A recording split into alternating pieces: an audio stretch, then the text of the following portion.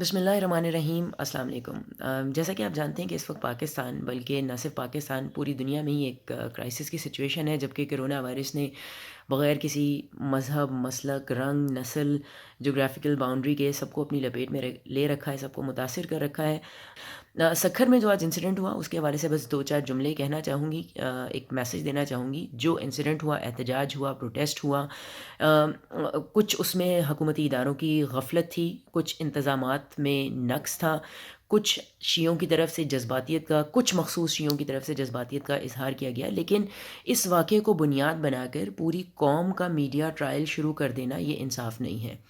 आप अगर जो भी आज सक्कर में एहतजाज हुआ, जो इंसिडेंट हुआ, उसको उस तरह नहीं होना चाहिए था। बट एट लीस्ट आप शियों का मीडिया ट्रायल करने से पहले I mean cut them some slack, give them some space.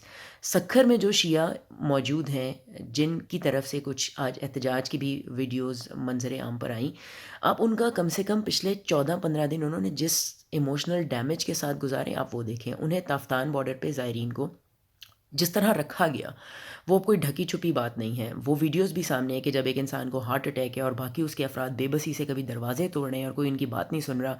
वहाँ सफाई के जो इंतज़ामात थे, वहाँ बिस्तरों के जो इंतज़ामात थे, ख़वातीन, बूढ़े, बच्चे, बीमार भी थे वहाँ पर, कोई उनका पुरसाने हाल नहीं था। 14-15 दिन सेहतमंद अफराद को चंद बीमार अफराद के साथ रखा गया।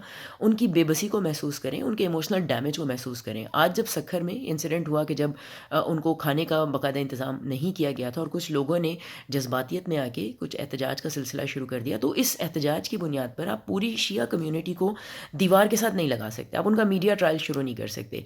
पहले इसी तरह ताफ्तान से जब शिया ज़ायरीन की आमद का सिलसिला शुरू हुआ, शिया ज़ायरीन जो कोरोना वायरस है वो अपनी उनके साथ कोई जेनेटिक इशू नहीं है या वो साथ लेके पैदा नहीं हुए थे।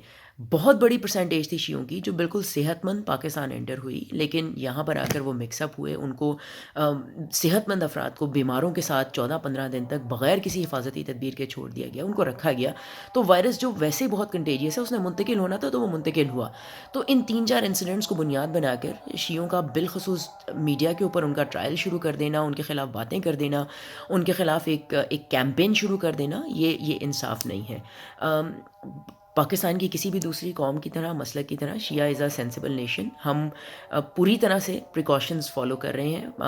25 रजब गुज़री है, 28 रजब आने वाली है, शियों में न्याज़ों का सिलसिला शुरू होता है। बहुत सारी अज़ादारी की गैदरिंग्स हैं, वो कैंसिल हो चुकी हैं, न्याज़ें पोस्टपोन हो चुकी हैं। पूरी तरह शिया कौम प्रिकॉशंस को फ़ॉलो कर रही है और इंशाल्लाह फ़ॉलो करते रहेंगे, क्योंकि we know and we understand the criticality of the situation. सुनने में बस आखिर में सुनने वालों को यही रिक्वेस्ट करूँगी कि चाहे वो कोई मिलाद हो, वो मजलिस हो, वो न्याज़ हो, वो कोई सियासी इज्तिमा हो, वो कोई मजहबी इज्तिमा हो, हर चीज़ को प्लीज़ कुछ अरसे के लिए पोस्टपोन कर दें। सोशल डिस्टेंसिंग का एक कॉन्सेप्ट है, उसको समझें, घरों में रहें। आइसोलेशन, प्रिकॉशन, सोशल डिस्टेंसिंग इस वक्त इस मसले का वाहिद हल है। खाना काबा बंद है, मस्जिद नबवी बंद है, हरमैन बंद है, तो बाकी जितनी भी चाहे वो इबादात हों, चाहे वो कोई पॉलिटिकल गैदरिंग्स हों, उनको भी कुछ वक्त के लिए मौखर किया जा सकता है। कोरोना एक ऐसी भयानक हकीकत है कि हम सब ने मिलकर उसका सामना करना है और सब मिलकर उसके ख़िलाफ़ लड़ेंगे, तभी इंशाल्लाह इसको शिकस्त दे सकेंगे। खुदा आप सबको अपनी हिफ्ज़-ओ-मान में रखे। बहुत शुक्रिया। पाकिस्तान ज़िंदाबाद।